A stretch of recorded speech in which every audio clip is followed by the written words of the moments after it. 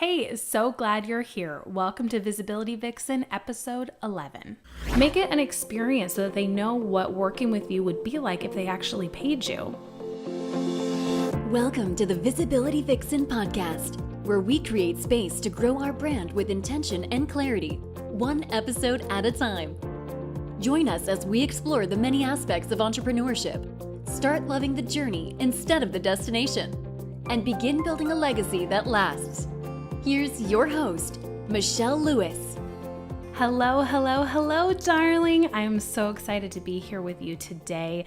Every time I record a podcast, it is just fun. I really enjoy it. And it's given me, I love bringing you a new episode every week. Don't get me wrong, but it really feeds me. I get to interview pretty amazing people, right? If you've been listening to this podcast, you're probably like, how on earth has she booked these people? And honestly, I have no idea. I just reach out to them and they are gracious enough to be like, yeah, let's come on the show. And that's how it happens. And what an awesome blessing it's been. And that's why I thought, let me throw an episode in here where it's just you and me. And we're talking about kind of how to get started with an online challenge, because that is how I dove in. And most online entrepreneurs that I meet in person, because I do meet a lot of ladypreneurs here in Los Angeles, is they're kind of stuck. They've started, they have a website, they're doing some one-on-one coaching, but they haven't really launched. So they're not necessarily actively growing their list, and they're just not really sure what to do. And I so get that. I started in health coaching, which you probably already know, and I just felt really lost. And then I moved into visibility and just kind of threw myself into it. And what came to my mind was my Comfy on Camera challenge, which is a 5-day challenge that teaches women how to be more visible through live streaming. So I take them through how to talk on Facebook Live or Periscope, and how to get rid of a lot of baggage, how to get more and more confident on camera so that by day 5, they're actually live streaming on their own page. They do it in the privacy of my Facebook group, Visibility Vixens, day 1 through 4. So that just kind of occurred to me one day, and I just jumped in. I hadn't, started really doing one-on-one coaching yet. My site wasn't totally done, but I figured I'm just going to give it a shot, and it really started to grow. So I wanted to talk to you because maybe that's where you're at. You're just starting, or maybe you've been doing this a couple of months. You have your site up, but you're not really sure, how do I start growing my list? And how do I start getting more one-on-one interaction with my ideal client? And that's a great question, and it's a great place to start. So I think that a great way to start that is through a challenge. A challenge is an easy way where people can get to know you and see if they can know, like, and trust you. And that's also the reason to start a Facebook group if you are far enough along, or if you are just like, hey, I just want to start this and see what happens, like I did. So starting out, I think what you first need to do is add yourself to a bunch of other Facebook groups where your ideal client hangs out. I'm sure you've heard of this before, but let's go over it all again so we can just lay it out step by step. So find where your ideal client is. Is it an online entrepreneur? Is it a mom looking to lose weight? Is it a mom who wants to get her baby to sleep? Or is it a bunch of hikers in a certain location? Really dive into that. And there's so many great online resources to identify your ideal client, which I'm not going to go into in this episode. But let's do an example.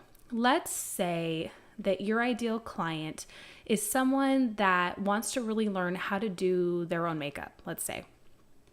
So you're going to want to add yourself to the different Facebook groups that talk about doing makeup. Figure out, is this woman just doing her makeup on a day-to-day basis, or maybe is she filming her own YouTube videos? So let's say she's doing her own YouTube videos. Then you're going to go to Facebook and look inside of groups and search different keywords like makeup for YouTube, or, entrepreneur makeup, or whatever it is, and figure out the groups. And usually there's a higher interaction rate if the group is 500 members or more. So you can add yourself to those groups and then just start observing.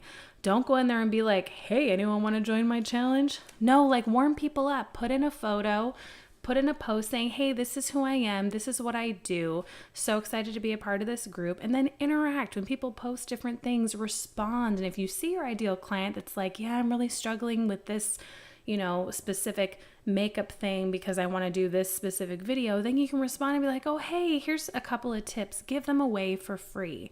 Then usually in these Facebook groups, they have certain days where you can do a promotion within that thread. So one of them is called like Feature Friday. And so every Friday you can go in there and then post your challenge in there. And that's a way that you can get free traffic to your challenge.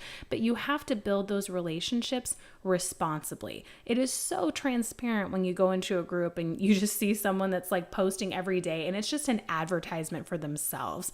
They don't necessarily include a link, but it's like, are you tired of feeling this way? Wouldn't it be great to have daily energy? Da, da, da. It's like a commercial and you're just like, God, you're not a real person, and who knows, maybe they don't know any better, but for me, that's a huge turnoff. So go into these Facebook groups, be kind, give stuff away for free. It's totally fine to give a couple, tips and tricks. That's what I do. And then I interact with certain people, certain questions, and then I will post my different challenges under the Friday threads or whatever thread that they let you promote. So that's a great way to start building a little bit of a community and a little bit of a following and maybe get those people into your challenge. So now that you've started that Facebook group strategy, let's talk about your challenge. This is going to take some thought. You need to step away from the computer. You need to go to a coffee bean like me for my iced tea, or go to the beach, go out somewhere and really clear your head. Think about your niche and don't worry about what everyone else is doing. Think, what is a huge need for people in this niche of mine? What is my ideal client really, really wanting? And what can I provide in a challenge? Some research shows that 5 days is the best, but it doesn't have to be 5 days. It can be a 5-day email course, or it can be a 3-day challenge, or it can be a 1-day Twitter chat. You can do so many different things. And I do think challenges are getting a little bit more tired. They're not as valuable as they used to be. So you really have to step up your game. So anyway, I'm sorry if you hear my pug exhaling. He's taking a nap right next to me. So you are out, you're planning your challenge, come up with some parameters, and then you're going to go into those Facebook groups that you've been building relationships in and test. Hey, you guys, I'm building this, let's say, 3-day challenge about how to apply beautiful makeup for your YouTube videos. What are some things you'd really like to know? And create a poll. Figure out, what do people really, really want? And then start building your challenge. And you might be asking me, Michelle, how do I build my challenge? There's a lot of different things that you can do. You can either set up an automated email sequence. I personally use ConvertKit, and you can use my link in the show notes to get 30 days for free. Woohoo! We also are, you can look ahead a couple of episodes and see my interview with Nathan Barry, who is the creator of ConvertKit. Woohoo! Okay, so you can do that through an automated email sequence, which some people also call an email course. Or when you're sending out those emails, you can include like, hey, click here for today's lesson, and then build out a page on your website.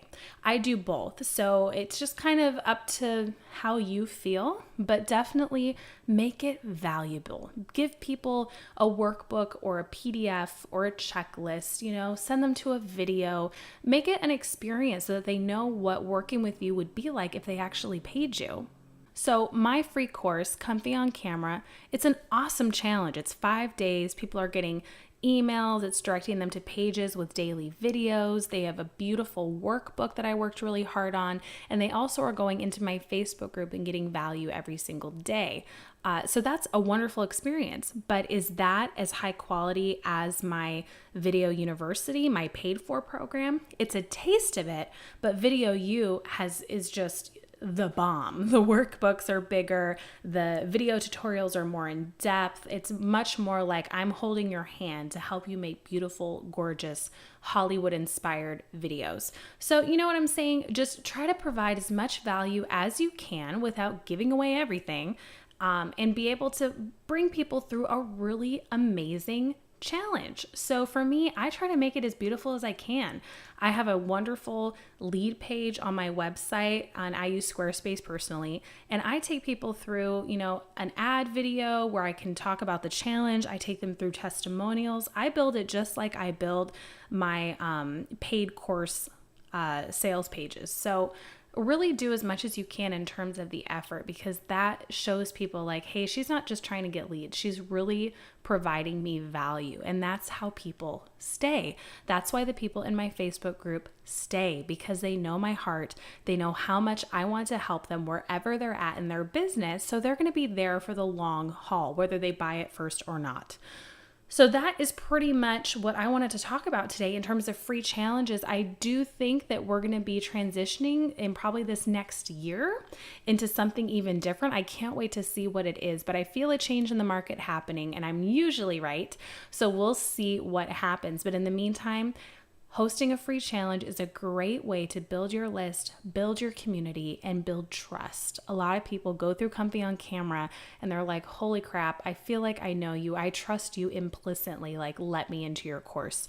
So that is the goal. That's the goal. Be transparent, be genuine, be authentic, and give them that knowledge. That's our job in this world, is to pass knowledge along. So you are very specific. You've been given specific gifts. You have specific wisdom that no one else has. And that's why you are uniquely qualified to host your own free challenges. So you know that I love you. I hope that this was helpful. Definitely go out there and take the time to think about how you can make yours different, how you can bring value, and then take your time creating it. And remember, test, test, test. Talk to your friends that are fellow female entrepreneurs. Talk in Facebook groups. Figure it out without giving too much away. And then let me know what you create. I would love to know. Reach out to me on Facebook. Leave me a review here on the podcast and let me know. I can't wait to see what happens. And I will see you in the next episode of Visibility Vixen.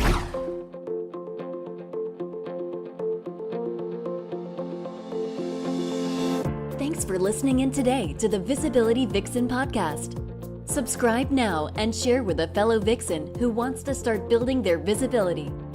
For more fire in your life and brand, visit visibilityvixen.com.